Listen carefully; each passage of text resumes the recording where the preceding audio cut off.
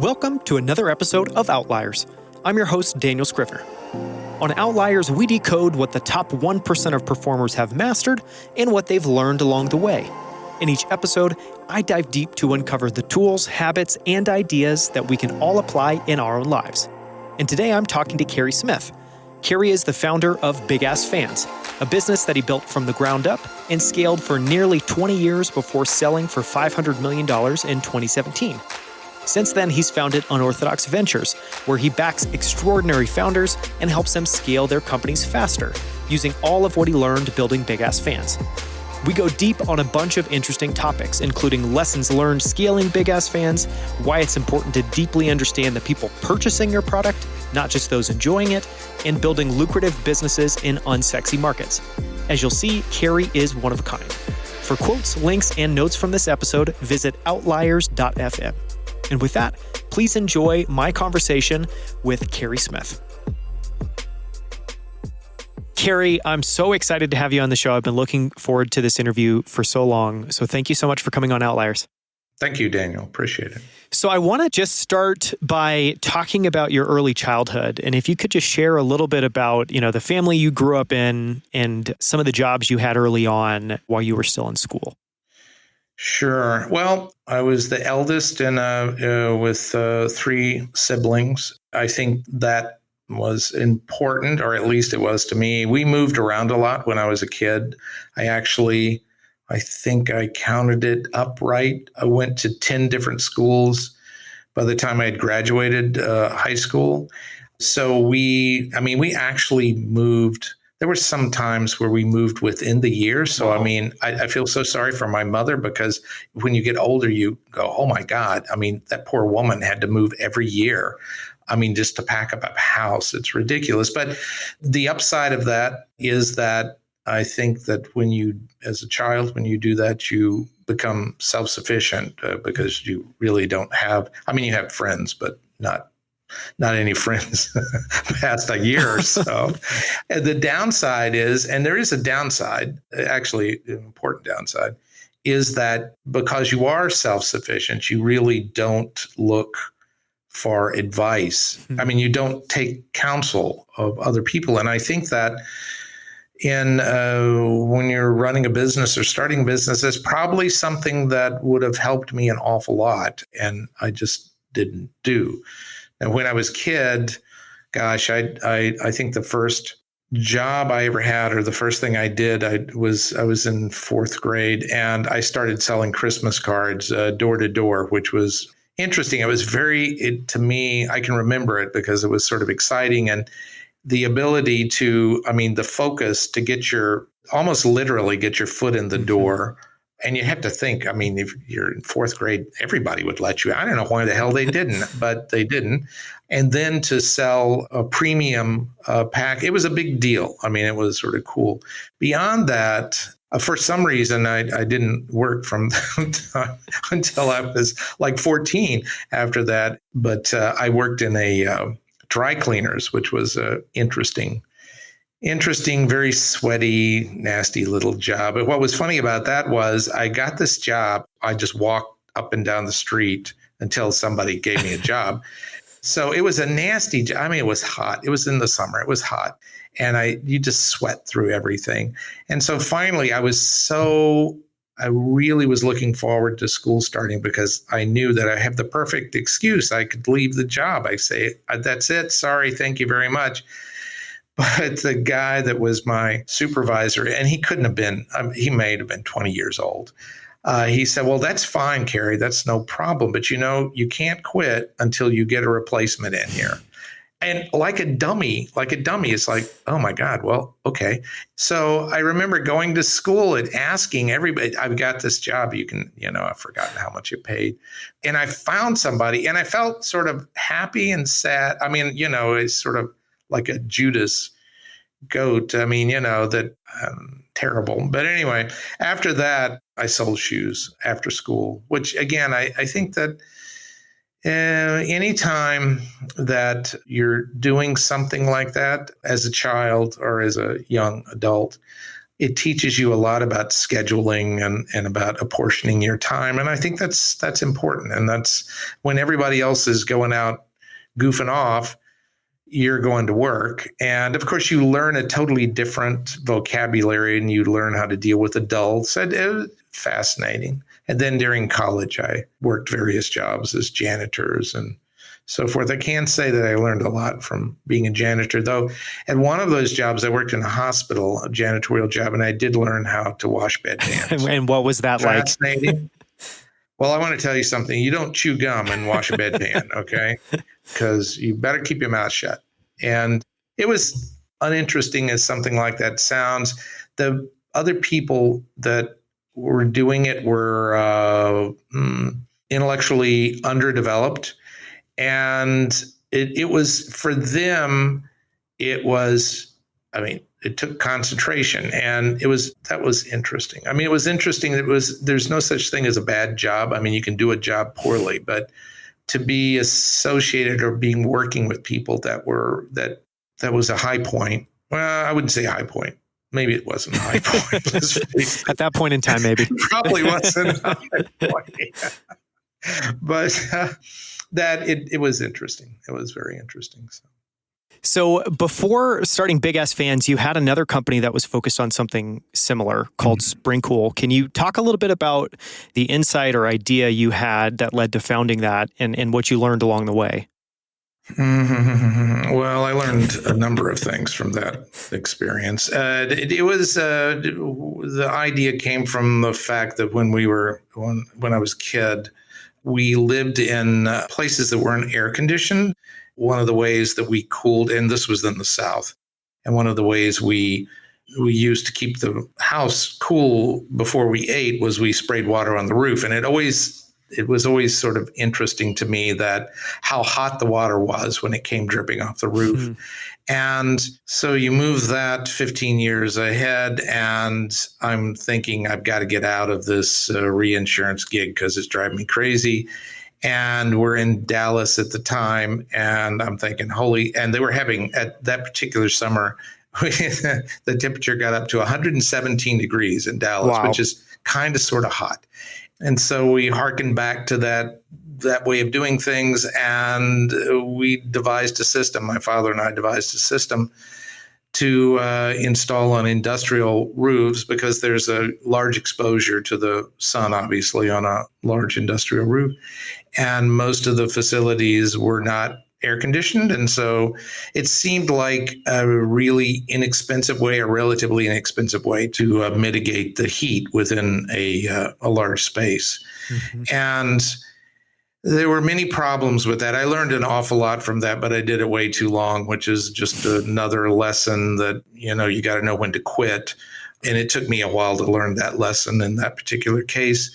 But I learned an awful lot about sales, which I'm not, as I said, I may have turned into a salesman at some point, but it was the last thing in the world I ever wanted to do. But I had to. I mean, if you're going to do something like that, you have to research it, study it, and then explain it to your potential customers. And that's what I spent my time doing, in addition to writing a lot of articles, because at the time, because this was like in the 80s, there's no internet, but there are an awful lot of trade publications. And I got to know a lot of people in trade publications, and I could write, and I loved research. And so I wrote continually.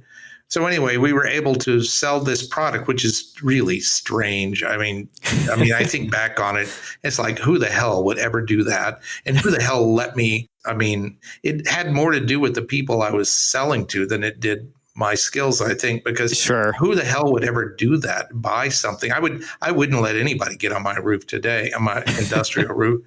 So anyway, I learned quite a bit about marketing, but I'm afraid that in sales and business, not so much about business, I don't think, but I think I learned about 2 years worth of interesting things, but I learned them 5 times over. So that's always a mistake. And that's something I think that I always tell people, especially kids, well, it doesn't have to be a kid. when they're doing something like this is set a goal and set a time frame and recognize that if you get there and you haven't accomplished what you set out to, then you should probably get off and do something else.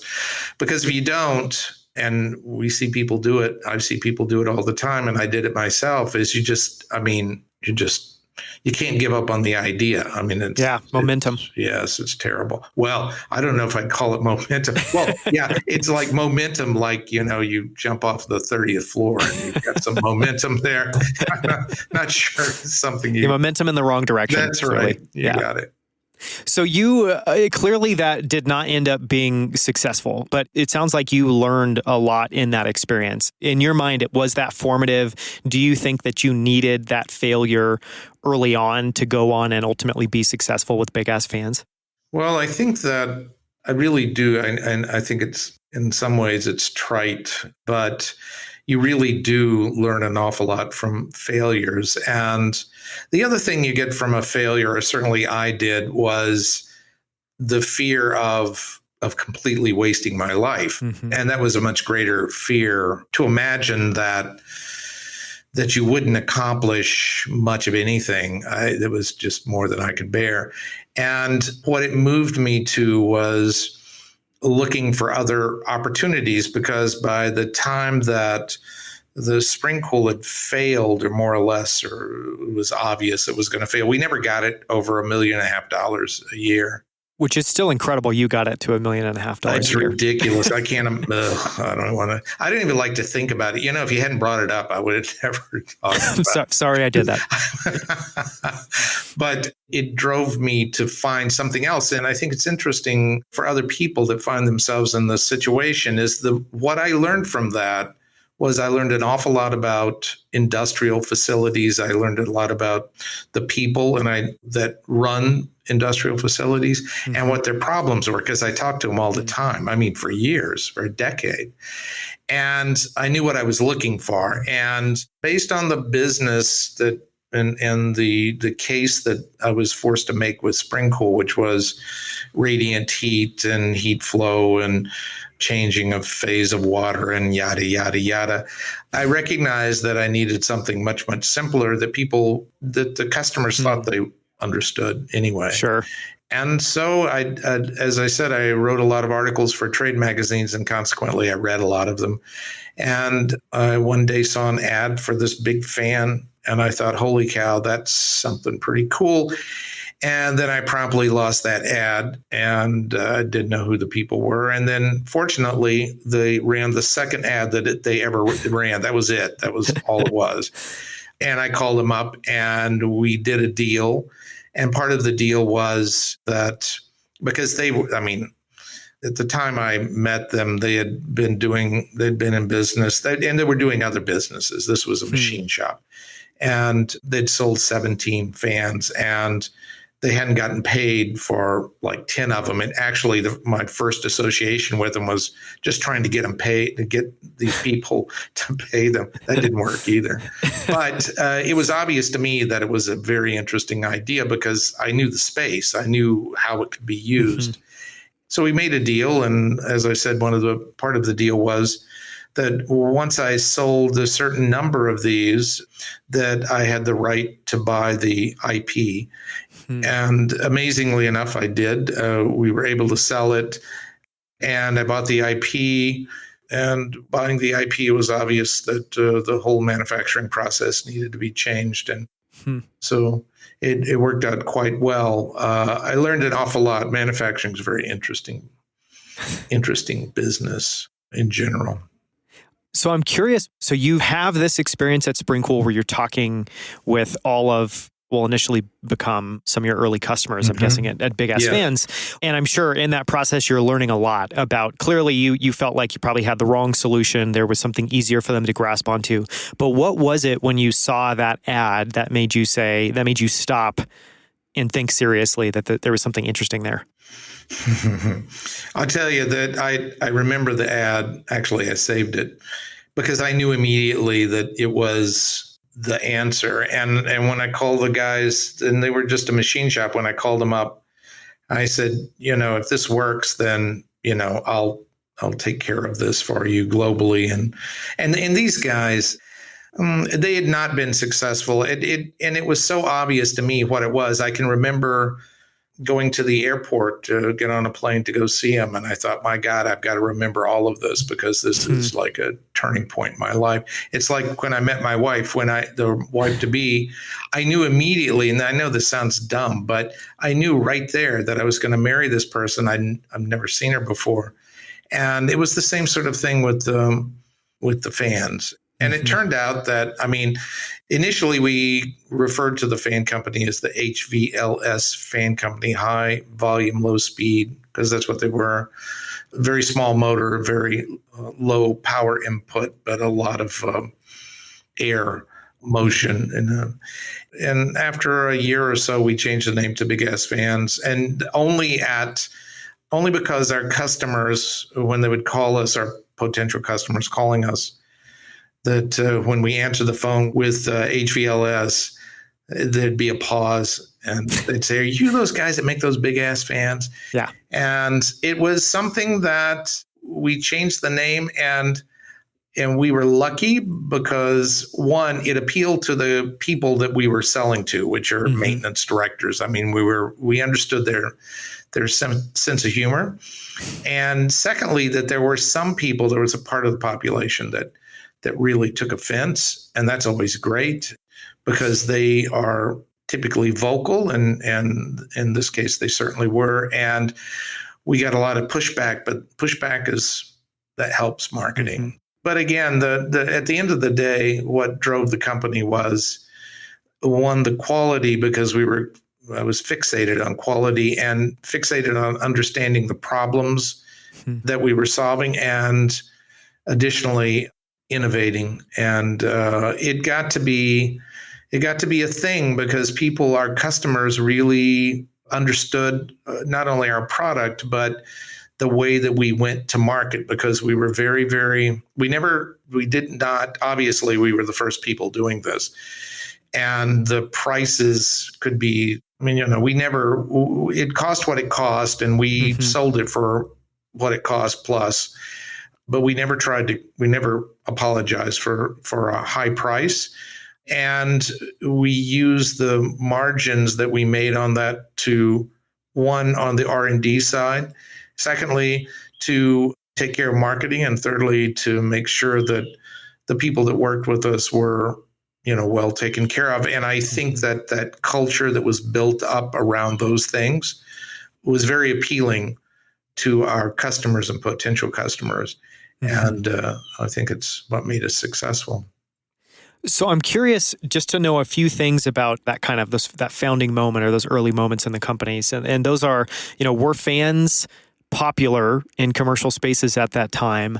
And then, it seems like clearly, I don't know, just trying to read between the lines, it seems like the value proposition is it takes a very little amount of power, but it does a lot of work for you in terms of cooling your space. Do I have that right? Or what was that initial hook that really got people excited and interested in it? Well, there's a couple of things. You're right in the sense that it was a very low power input, but the problem was in a lot of these facilities, and in the South especially, is they're huge. They're from like 50,000 square feet, which is a little bit more than an acre, up into 1 million square feet. 20 times that.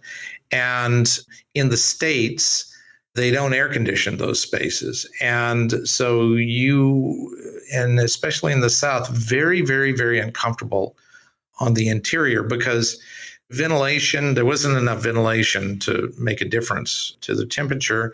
They needed some sort of circulation within the space because it would be much hotter on the inside of the building than it ever was on the outside.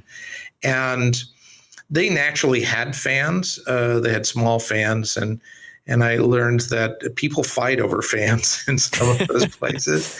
And so our selling proposition was that we could use one fan, put it out of the way, nobody could touch it, it's on the ceiling, and we could cover 10, 20,000 square feet of space with a breeze.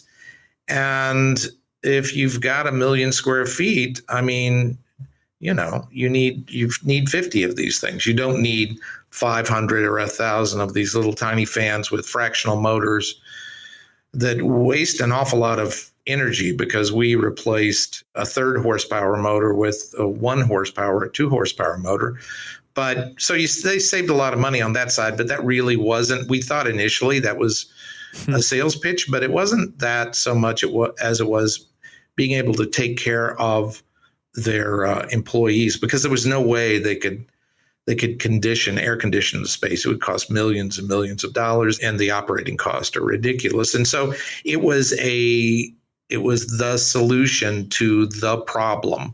Mm-hmm. And again, I think that's very important from a business perspective, because we see a lot of people that, oh my God, I've got a solution. And we always say, oh, you got a solution. Now you got to find the problem. And that really doesn't work very well. And mm-hmm. I was lucky that, having done this with Sprinkle and it failed, that I understood the problem, and I understood the people that had the problems, or the people that could solve the problems. I knew what the price point was that was going to work, and now I had the solution. So it sort of fell into place. You said something really interesting when you talked about changing the name of the company. And that was one, it sounds like you were hearing that from customers. Literally, customers were saying, big ass fan. But then the other piece was that you knew that was part of the humor of, your customers, the people that were going to be making the decision whether to buy these or not. And it seems to me fascinating that I would guess in your space, a lot of people don't use humor, but clearly it seems very natural to you. It seems like to me that that's the start of what really became the brand. What was that origin of the humor aspect, and how important do you think it was for a product like this to have a fun, interesting, catchy, funny name wrapped around it, as opposed to something really boring and bland? Well, I think humor is incredibly important, and I think it's important even in industrial sales, and people don't make enough use of it. I think they do more now than they did when we were starting the business. But I think you can look at a lot of businesses. I was just thinking like Progressive Insurance. I mean, they're everything. What is the other one? State Farm does. A lot of the insurance companies do it, I guess. And I think that, I don't know if it's because, I don't know, everybody's got that itch, and everybody likes it when it's scratched or tickled. And it worked very well for us. And again, one of the reasons is that I knew these people. I mean, I worked with them, or I tried to work with them for years and years and years. And so I knew who they were, and I knew what would appeal to them. We were able to do that. Plus, I mean, I think I've got a healthy sense of humor, but all of that, I was able to bring all of that together. And I think in that sense, I'm very lucky, because we had the product and the sense of humor and the individuals that on the other side of the equation, who are your buyers, who are very important. And it all fit. And it was interesting. I always felt like people bought from us because it was a good product. And we took part of our culture was taking care of our customers, but the other part of that was taking care of the people that worked with us, that interfaced with these customers, and the customers recognized that. And it always amazes me that you could have a company that says, oh, we think we're our customers, that's all we care about, and then they underpay their employees and they treat them like crap. I mean, if you have a company that doesn't treat their employees properly, then that's a company that's not going to treat you as a customer properly. It just doesn't work that way, because that's your interface. And if your interface is faulty, it's not, there's going to be nothing of value in this case for the customer. You had a product, and it sounds like you were talking about, it needed to be, you wanted to change the manufacturing of it. Was that what you focused on first, or was it more how to sell it? No. When we started, this is prior to owning the IP. We focused on marketing, because you have to tell people, you have to tell the market what you've got and why they need to buy it. And of course, we just had a couple of people. So we had to market, because we couldn't go out and sell. I mean, we didn't have the manpower nor the money to sell. So we basically let the customers come to us. once we bought the IP, obviously we had to manufacture it, and then that was just exciting. I mean, anything like that's very exciting because you're doing something. From my point of view, I'd never done manufacturing, and I was able to bring some people together that had done it. It's amazing when you're doing that sort of thing. And it's very possible the same thing is true about software or anything else, but certainly with manufacturing, where you imagine, you recognize that you can imagine anything, and there are people that can make it. I mean, actually bring it to life, and it's very exciting.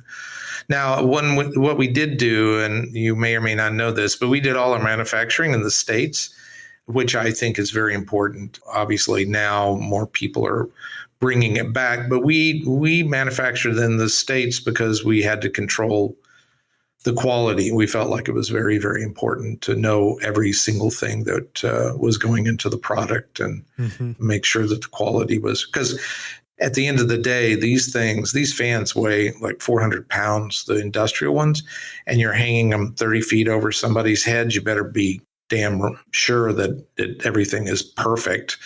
Otherwise, somebody's going to be wearing it. Well, they'll be wearing it for a short period of time. But so that was very, very important to us, but very exciting. One thing I'm curious about on that manufacturing and design side is, so we have one of the residential fans that you make in our house, and we love it. And one of the reasons I chose it is I think fans generally aren't honestly the most visually pleasing things, but the ones you make I think are beautiful. Even the industrial ones have a certain quality to them and a look and feel that just feels really wonderful. So when you see it in a restaurant, it's not like, oh, don't look up, there's this ugly fan that's here just cooling this, but it's actually something that you want to look at. Was that part of what you saw back when it was being manufactured out of this machine shop, or was that something that you brought to it as you started iterating and figuring out what this would become? I mean, a lot of the function or a lot of the form is dictated by the function, and especially in the beginning it was. But once we started manufacturing ourselves, we wanted to make sure that it was visually pleasing, even the industrial fans. And of course, the commercial fans. We started out industrially, but people, I mean, churches and schools and auditoriums would call us up and ask us about a big fan. And I always told them, well, this is great. I'm sure you need one, but these fans are industrial fans, and we have gearboxes, and gearboxes are gears and with a bunch of oil. And though they're not excessively noisy, they're certainly not quiet. And there was such insistence, again, listening to the customer, there was such insistence that we decided that we needed to build a commercial fan using a gearless technology, magnets, permanent magnet technology. And so the first commercial fan we built was, I mean, we designed the whole thing. I mean, it was supposed to be totally different. And I was very, very proud of that. And somewhat disappointed that nobody else thought it was that cool. It took us a year and a half to do it. And when we got done with it, it was like, nah. I mean, the market didn't appreciate it. And what was interesting, though, was we recognized that, well, we need something like this, but this must not be it. It was just too big and too, I guess, in your face. I mean, we sold a lot of them, but not anywhere near enough. And we downsized the fan. That was a 14-foot fan. We downsized this fan to 10 feet and had a much more pedestrian design. I mean, the initial fan was very colorful, but a much more pedestrian design. But people like, holy cow, they loved that thing. And I mean, you see them all the time. It's ridiculous. And it also drove us, because the people ask me, like, you have one in your house, and they would say, well, Carey, why don't you make residential fans? And I always said, oh, I'm never going to do that. That's such a dumb idea, because residential fans look like crap and they're made with cheap material. Typically. They're junk. But what happened with this smaller commercial fan is people started calling up and buying it for their houses. Now, this fan was a $3,500 fan. And then to put it in your house, it's not like you hang it on a hook because it weighs 100 pounds. A lot of people had to, I mean, they would buy a $3,500 fan and then spend $2,000 on rejiggering their house so that they could actually install this fan in their family room. And it's like, somebody's spending $5,500 on a residential fan. People must not like those things. And that's when we recognize that, oh my God, maybe we should start thinking about residential fans. And we found somebody in Malaysia who is a Kiwi, New Zealander, engineer that won a prize for a motor design, and got in contact with him. And together, well, we bought his company, we bought his designs, but he worked with us for 10 years and designed a residential fan. It was when we started, it was completely bamboo. I mean, we had steel and copper and aluminum in it, but the foils were bamboo. I mean, completely bamboo. Most fans are just made out of cardboard, paperboard, and plastic. And most fans, well, the average ceiling fan for a house cost about $150, and our fan cost somewhere between $600 and $1,200. And everybody was like, "There's no effing way you're going to be able to sell those things." And we got that part of the business from the time that we started it. It took a couple of years, but we got it up to $70 million within 5 years, which is, for a product that, again, a totally different price point, and even now a different price point. Of course, we had a lot of copycats. I mean, I don't think when we started, I think most residential ceiling fans had 5 blades. And I think if you go look at it now, it's amazing, because ours had 3 blades. How many of them have copied our design? What they didn't copy, because you can't see it and because people don't really understand what's going on, is the technology, because we had more processors in that damn little fan than it probably had in the first computer I ever bought. Because it checked temperature, it had a brain, it remembered how you programmed it. It knew what the temperature on the floor was, the temperature on the ceiling, knew the humidity. I mean, and he used all these things to operate, to make sure that the operations were optimized, because we saw this ultimately as a means to reduce air conditioning. I don't think that people, even when I sold the business, they certainly didn't understand what was going on there. And that was in the IoT era, and nobody ever the customers never quite understood IoT, and it didn't come to fruition. I'm sure it will over the next 10 years or so, but it certainly didn't 10 years ago. Yeah, we're definitely not there yet. No, not close. With, hearing you tell those stories, like the commercial fan story is fascinating, because it sounds like all you did was kind of maybe go a little bit more industrial or pedestrian with the design and change the diameter of it by, it sounds like 4 feet, and then to see it take off. And with the residential fan, it's fascinating to me that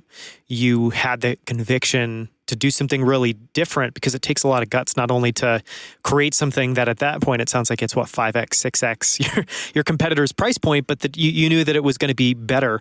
Was there a secret you derived, or was there an insight you derived from those experiences of what customers were really looking for? Yeah, I guess. I mean, that's again with the industrial fan. I mean, you could buy a small 30-inch fan for $50, I mean, for an industrial space. And we're selling our fans for $5,000.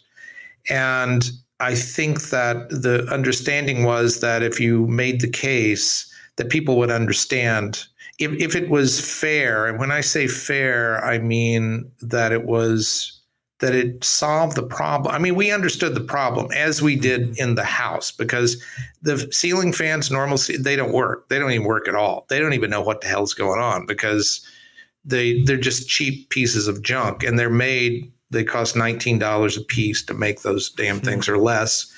And they're junky and they barely move any air. And we recognized that. And I thought that if we actually made something that worked, I mean, actually moved air in a house, and we actually made it very attractive, and we made it out of real material. I mean, real, not plastic. Yep.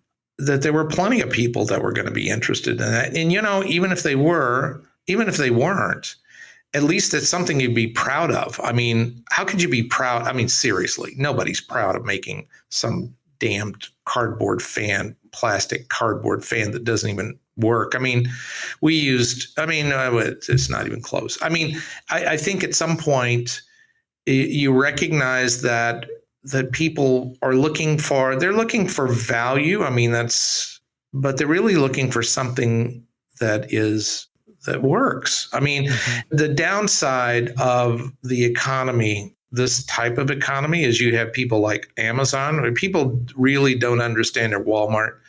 People really, I think, don't understand what that means, because we did everything. I mean, we paid more to make our fans in this country than we would have paid if we made them. I mean, if you make them in China, God forbid. And people didn't, and maybe they appreciated that, maybe they didn't, because they were always looking for something cheap. And you go, well, it's cheap, but it doesn't work. Yeah, well, it's cheaper. I was like, and Amazon and Walmart, there's a continual drive, because they're retailers. They don't care. I mean, they're only interested in margin, and they're not interested in quality. And if you're going to buy it, then the quality is good enough. And I think people don't recognize, when you descend to the level of Amazon, to buying from Amazon or Walmart, that you basically screwed the manufacturer, and you forced the manufacturer to think in totally different terms. Now, the way we looked at it was, well, up yours, this is the way we're going to do it. It's going to be top quality. I'm not selling through Amazon or Walmart or anything like that. And if you want it, you got to pay for it, and we could make the case. But for a lot of companies, they don't make that case, and they get swallowed by Walmart or Amazon, and they're forced to pay attention to pennies. And that's what you get. You get a commodity. If you're buying from a commodity seller, you get a commodity. Yeah, I've heard you, and even in the process of talking about, just how you iterated on those fans, and, you weren't, if you tried something and it wasn't as successful as you thought it would be, you didn't scrap it. You just came back to the problem and tried to think about what you missed there. And I think there's something fascinating there, and I've heard you describe the company as constantly in motion, and you just always iterating on every part of the business. Was there just a philosophy or insight that drove that? And did you have any big surprises along the way? I mean, clearly you've talked about some of them, or that commercial fan, you make a small change and things take off. But I'm just curious, what drove that and how you brought that to life with the company? I think some of this it's not like a big reveal at some point. I think that a company reflects the entrepreneur, or the entrepreneur's personality. And I think that's all it is. I mean, I remember thinking, this sounds ridiculous, I suppose, but driving through a town, that if there was somebody that didn't like my product that was in that town, I just couldn't, that would be just a bad thing. I mean, I wanted everybody to like what we were doing. I wanted everybody to appreciate what we were doing. And to that end, we called everybody we sold a fan to. We called them up, and not like, hey, how's it going? Yeah, fine, click. We called them up and asked them what they liked and what they didn't like. And the most important part of that is what they didn't like. What is it that we did wrong? And we changed all sorts of things over the life of the company, from the bolts, from the way the bolts were packaged, to the instructions. And I mean, we drove everything so that typically when we made that call, and I had a lot of people making these calls, and it was a big deal, that people were happy. They liked it. And if they didn't like it, which of course that's golden, because now you can actually work on something. It's like looking in a mirror. You can actually see the problem, that we could fix that, and we could improve upon it, because that to me is a big deal, because you're asking somebody, I'm giving you a piece of material, a product, and in exchange, you're giving me money. I mean, that's a big deal. It's like you coming to work for me. I mean, yeah, I pay you, but I mean, you're giving me this part of your life. And that's something that is, I think, it has value and you have to appreciate that. And so I think the same thing is true. It wasn't a reveal. It's just the way things ought to be. And keep in mind that we were successful. And when you're successful, or when you're making money, I'm talking successful as a company, you have the wherewithal to do this. And you can either take that money and buy another house, or buy a yacht, or an airplane, or some BS like that, or you can put it back into the company and make sure that you're providing that everybody, I hate to say this, but everybody likes you. Everybody appreciates what you're doing. Mm-hmm. And I think that's something that I see a lot of companies, or a lot of people that come to us, and they're fixated on their, how many likes they get, and people say wonderful things about them, but they don't fixate, and they don't even listen. As a matter of fact, they try to avoid talking to people, customers that don't appreciate their product.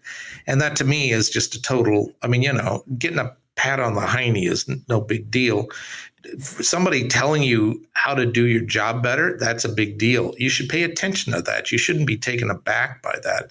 That's something that's valuable.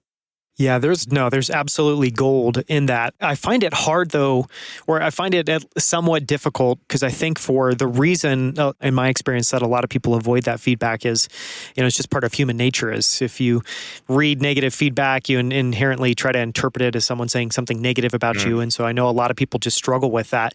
Were you really careful with hiring to just make sure that you brought people on board that thought that way, or how did you get the right people to make that work? Well, I don't think you can hire.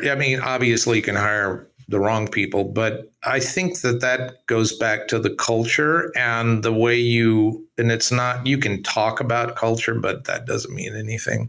And you have to make it obvious. For example, we made mistakes when we made a mistake, and we made mistakes. We made mistakes that were costly.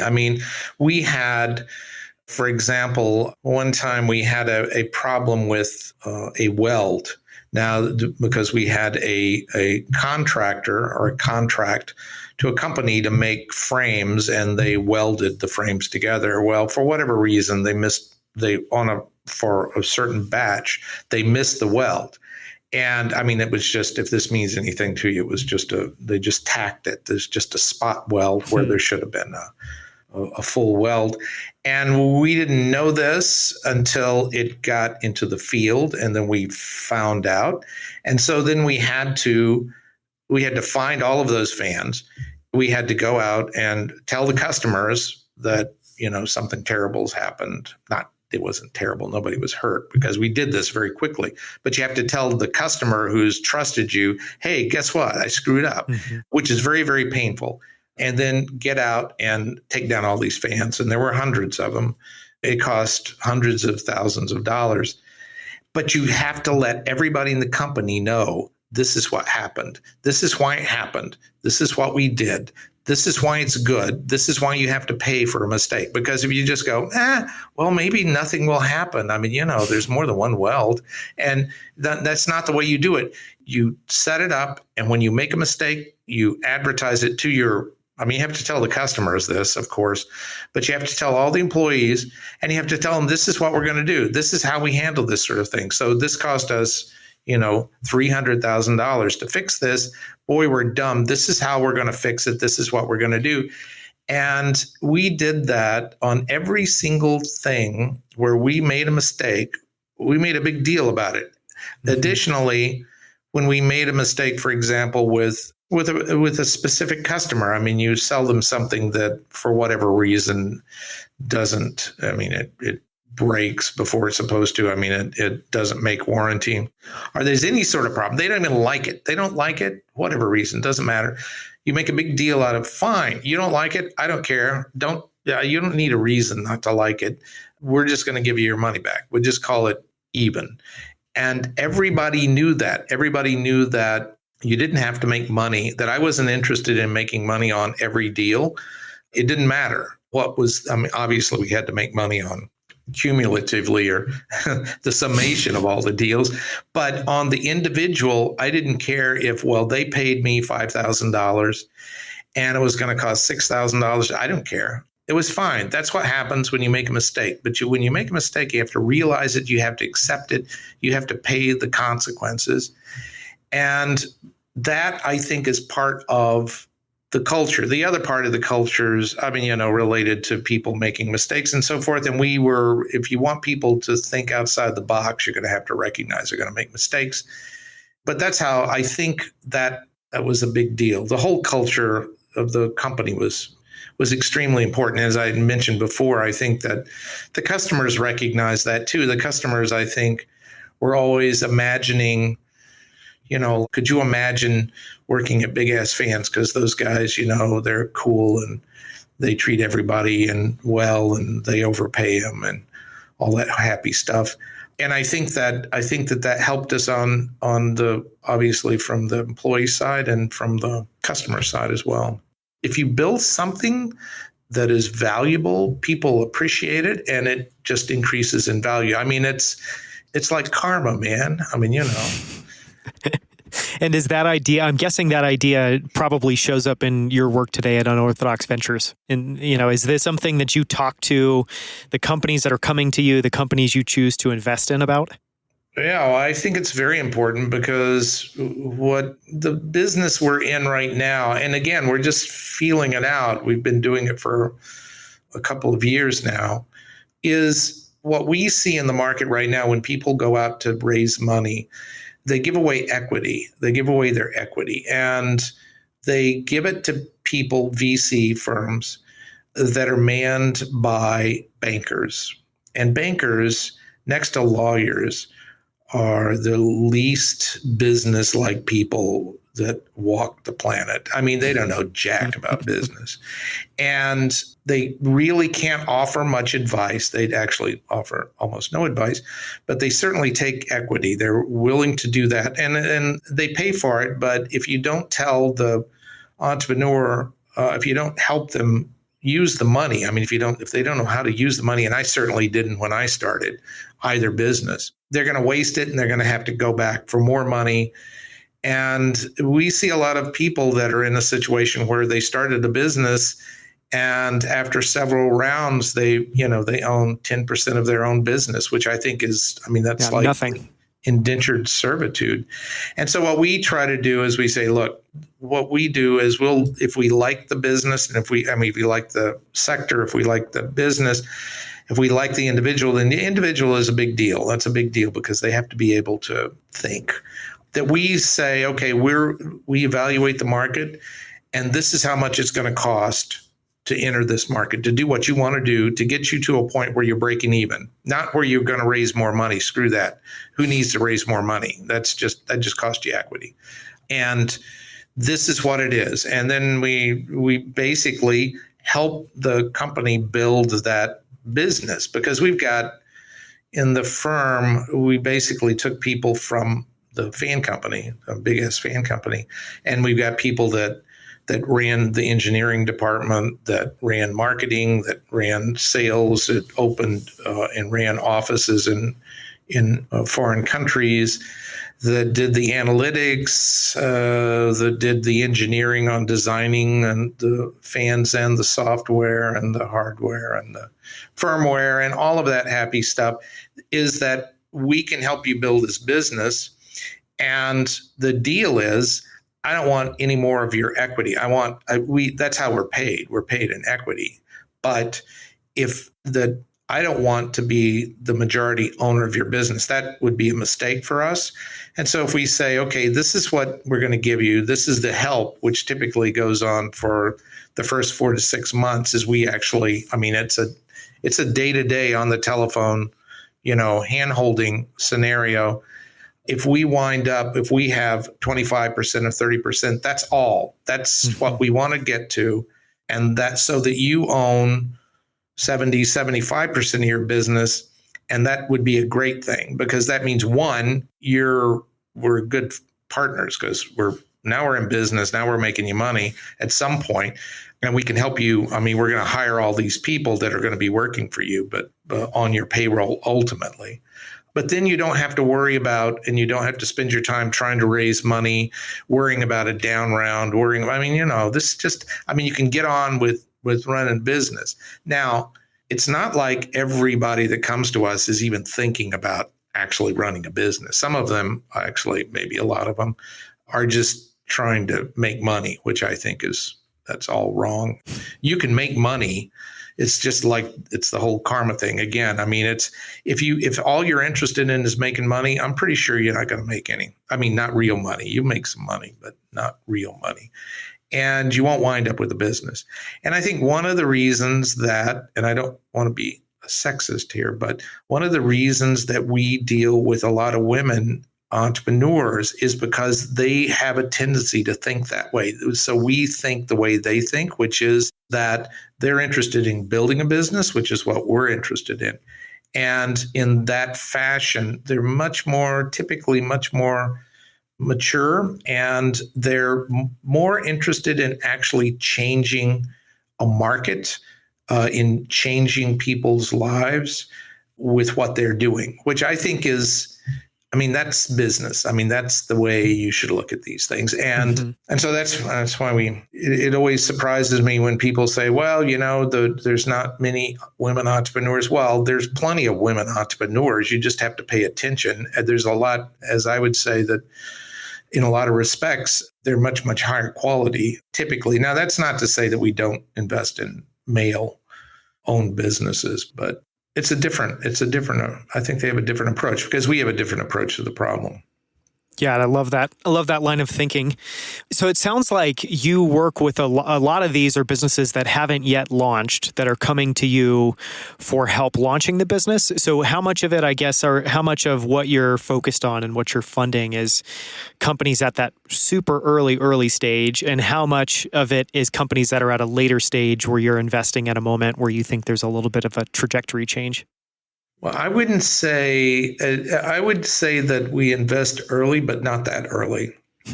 I mean, I think that from an entrepreneur's perspective, it's very important for them to hit the market. I mean, the market tells you what, if it doesn't like what you want or what you have, then you're not going to make any money. Yeah, no, exactly.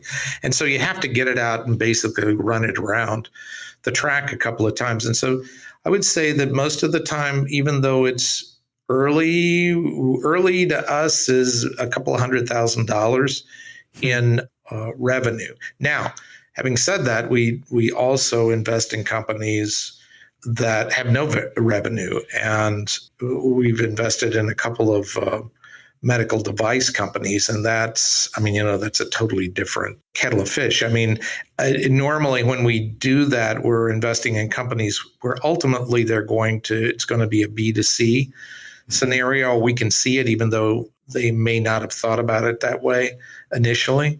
But I think that it's very difficult, honestly. I think that if somebody comes to us and they say, hey, I've got this great idea, what do you think? We may think it's a great idea, but I really do think you have to take it to the market, because that tells you a lot about the entrepreneur. I mean, how did they do that? How did they react to that? Were they successful? How do they think about these things? Because running a business I think it's very exciting. I think it's very interesting, but I think you actually have to do it. And investing in just an idea, that you shouldn't do that. We don't do that. That's just a crapshoot. I mean, that really is. Yeah, there's not enough data there. And yeah, I think to your point, it's exactly right, it's not a business yet. And running a business is very challenging. And there you have, a ton of things that are competing for your attention. You have fires you have to put out. Yep. You have to think about long-term strategy. And it's a very difficult, multi-dimensional game. Yeah. No, it'd be like just saying, oh, I'm going to run a marathon on Saturday, and I haven't practiced or I haven't trained, but I'm going to do it. I don't think so. I mean, you have to do the work. If you don't do the work, do the work, because the businesses that I started, you can do a lot of things without a lot of money. I think if people can bootstrap it, I think that's the optimal way to do things. I think that, well, I shouldn't say that. That's a way to do things. The bootstrapping makes it so that it takes a longer time to get a business going. And I always tell people that it took me 20 years to go from 0 to 500 million. If I'd had the money and I had expertise, maybe that would have only taken, I mean, when we did the residential fans, it went from 0 to 70 in fewer than 5 years. You can do it faster if you've got money, but if you've got to know where to put it. I mean, it's like everything else. So it does compress the timeline. And in the final analysis, all you've got is time. I mean, you don't live forever. And if by helping people with money and with expertise, if we can shorten that journey, and I think that's probably defines the way we look at this type of business, this VC, this investment, that makes us different. Because I really don't give a flying flip whether I make any more money or not. I just don't care. And I think that that's another difference, because it's not a fund; it's just our money. But I also think that, I mean, you're doing something, helping people. So I want to move on and ask a couple of closing questions. Mm-hmm. And one is, so you have, I think, a really just singular, really refreshing point of view that's very different today on how to build a business, how to think about that, how you should approach it. So one thing I'm curious is, is there a book that you love that you give out to entrepreneurs or the people that you work with, or that you point people towards, or maybe even a few books? Well, not business books. I don't suggest reading business books. There is one that I've suggested to people, which is, I think the name of it is Blue Oceans. And it's just because the point of the book is that what you should look for, and what every entrepreneur, this sounds terrible, I suppose, or maybe not, that what you're really looking for when you start a business is you're looking for a monopoly. And that doesn't mean necessarily that you're the only person that's providing your product.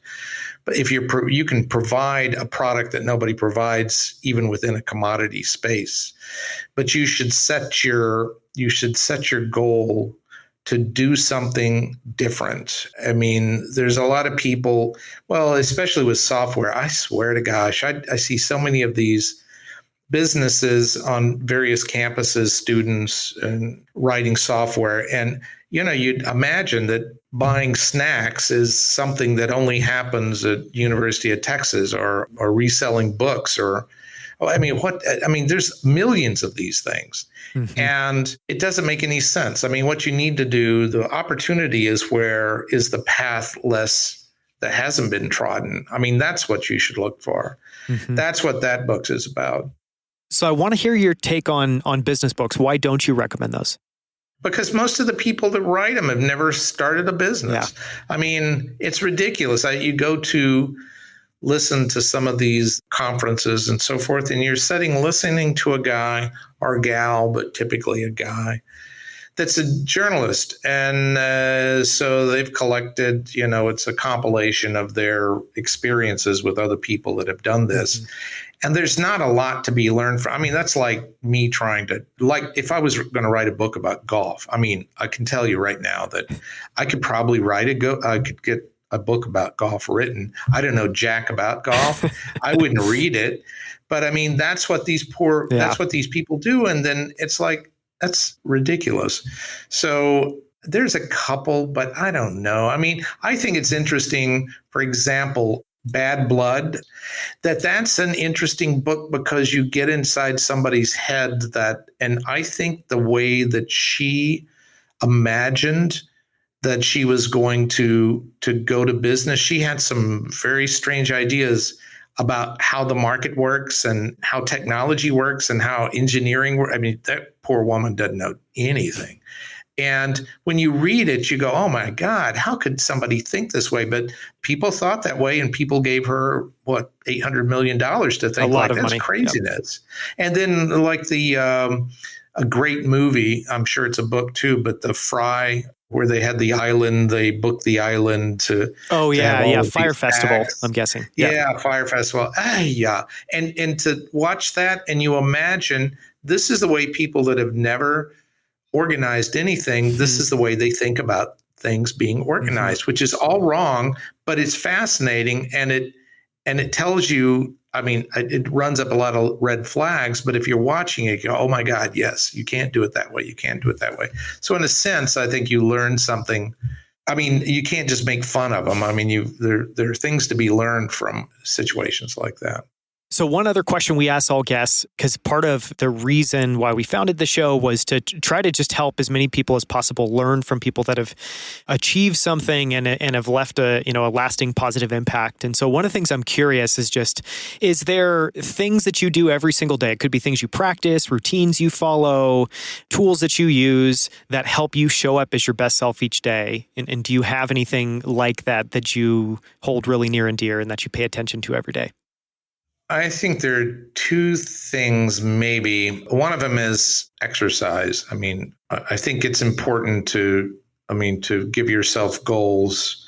I mean, to set goals for yourself and actually be able to realize them, because that's something in life that you can set all sorts of goals, but I mean, you're basically out in the middle of the ocean by yourself, and you have to chart your own course. And so I think that it's interesting if you do something where you can actually set a goal and attain the goal. Mm-hmm. I think that's important. And so I do that every day. And I also I love to hike and I love to walk. And the only reason that's really lazy is because I can think. Yep. And because it's very, very relaxing. And I mean, you're getting some exercise, but that's secondary, really. But I think the things that I do, those are two things I think are the most important. I mean, obviously, I have to look at a lot of different things. I read an awful lot, but sometimes I wonder if that's worth it. I get tired of that after a while. Some of this stuff that you read is ridiculous. So anyway, but I would say that those are two things. And that's something I think anybody can do it, mm-hmm. but it's sort of, I don't know. I guess if you were into yoga, it would be yoga, but it's something that you can set aside an hour and accomplish something that's easy to accomplish. Mm-hmm. I mean, it's physical, yep. So you can do it. And it exercises those discipline muscles on a daily basis. It's cool. And then last question, just a person or experience that you're really grateful for and why? Well, as I said, we moved around a lot when I was a kid. And I've spent most of my working life working where I've been the boss. And so it's difficult. But there was, when I was in high school, as I said, I sold shoes. And there was a guy that was the manager of this little shoe store at Tom McCann's in Annandale, Virginia. And this guy, I mean, we were paid in cash. Okay. This was a national chain, but I mean, it was, this is in the late 60s. And so we got paid by signing the pay vouchers. And so you could see what everybody made. And the manager of the store, this poor guy, he made like $140 a week anyway. But and he was a grouchy old fart, but he had a lot of fans, kids that worked for him. And every Thanksgiving, he would throw a bash. And it wasn't a potluck. I mean, he and his wife did everything. And they lived in this little burg of a town. And they would put on this, with the turkey and the dressing and the pie and the whole thing. And this guy made no money. But it just amazed me that he did that, and that kids that had worked for him that were then adults would come. I mean, that's where they came. They came to this shoe store and to partake of this lunch, this Thanksgiving lunch. I mean, even as a kid, you recognize that here was somebody that was doing something he couldn't even afford to do. I mean, he could not afford to do. I mean, it's ridiculous. And he did it. I don't know. It just gave more than he got. And I think that was always important to me. And so when we at the fan company, every year we had a Christmas party, and every year at the end of the year, everybody got bonuses. And when I sold the company, I wrote checks for $50 million for the people that worked for me. And I think that probably, in terms of people that, I don't know, that made a difference to me, that made me think about what's important. I mean, I think he was a big deal. Yeah, it's an incredible story, and I see a lot of links. It feels like you clearly carried that spirit forward in what you've done and what you continue to do. Let's hope in some fashion. Yeah. Well, thank you so much for coming on the show. It's been amazing to chat. I really appreciate it, Carey. No, I really appreciate your time, Daniel. Until next time, thank you so much for tuning in.